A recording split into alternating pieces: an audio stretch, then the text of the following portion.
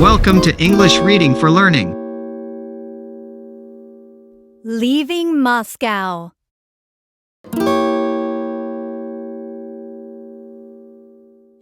We must hurry. The train to Saint Petersburg, where our aunt lives, leaves Moscow at midnight. I follow my sister Anna. Our footsteps loud on the path. My suitcase is heavy in my hand, and the wind brings a dash of snowflakes to my face. "Come on, Misha," my sister says. "The last subway leaves soon for the station." It's late and dark, and we are the only ones out. Something startles me. My shadow overtaking me under the street lamp. In the courtyard in front of the subway station, the stalls are zipped up and the wind blows paper across the ground. Every day when I leave for school and when I come home, there are fresh breads and pastries and fruits in the stalls. Old women sell sunflower seeds and fish from sacks. Loud music plays from the CD stalls. Now there are no sellers.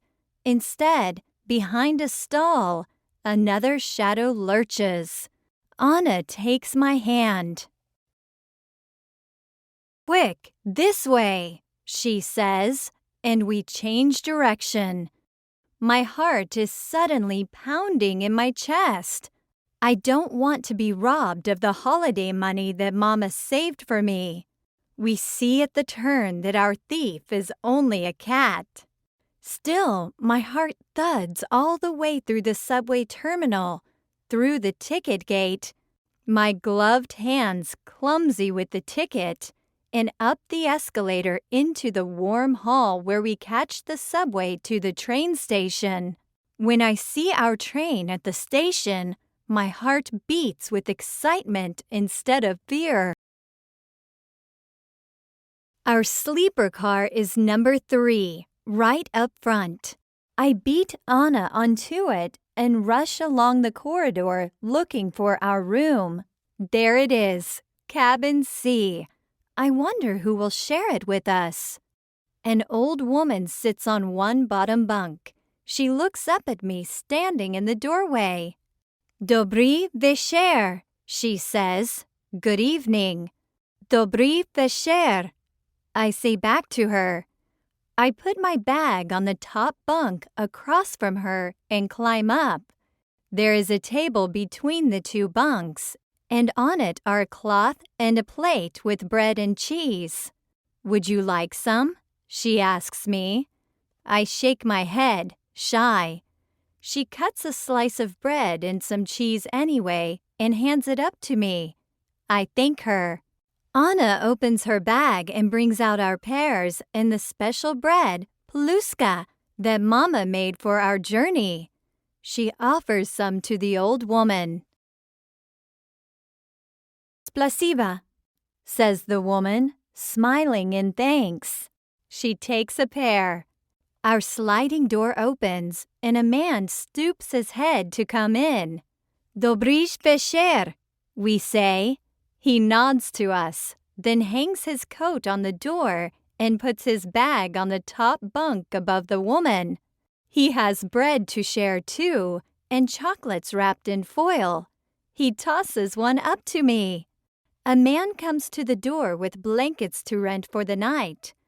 Anna pays him for 2 bundles, then gives one to me. I spread out the sheets and blanket on my bed. One blanket doesn't seem like enough when snow is coming, but that is all each of us has. And then the train lets out a long blast. I reach over and pull the curtain open. We are leaving Moscow.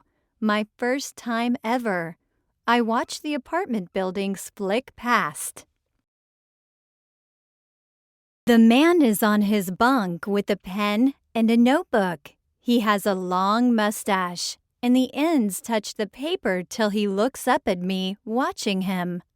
"I am writing a poem," he says to me. "Sometimes I write poems too," I say. He smiles at me. I lie back on my bed and feel how the train rocks me. I want to sit up and eat more supper, but the train's rocking seems to flatten me into the bunk. I think of Mama and how she sat with Anna and me by our suitcases in the hallway before we left, then hugged me so hard goodbye. My first holiday without her. I think of that long walk through the streets and how scared I was in the empty market.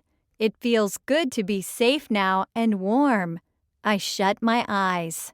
I wake up to the clacking of the train. When I look down, I see that everyone is asleep. The passageway outside my door is empty. I make my way down to the end. The bathroom stinks. It is so bad that for a moment I don't think I can go. Then back down the rocking corridor to our room. It is so hot, as if the engine is right under our beds. I roll the blanket and sheet off me. The air is thick like custard with the heat. And when I lift back the curtains to look out, we are in a new land.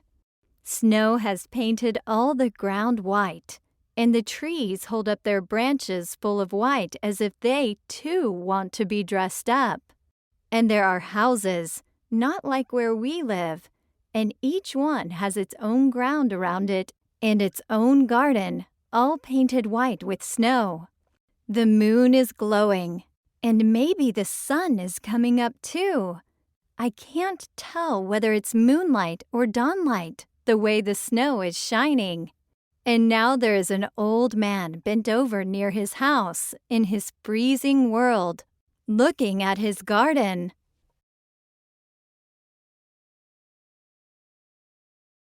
Our train and my hot bed rattle past him on the way to Saint Petersburg. From my bag at the end of my bunk, I get out a pen and pad. In the snowlight from the window, I try to write a picture with words. The man with the long mustache is awake. I see that he has paper and a pen as well. He winks at me, and then we both look back at the new world outside our window. Thanks for watching and listening. Please click like and subscribe for new and latest uploads.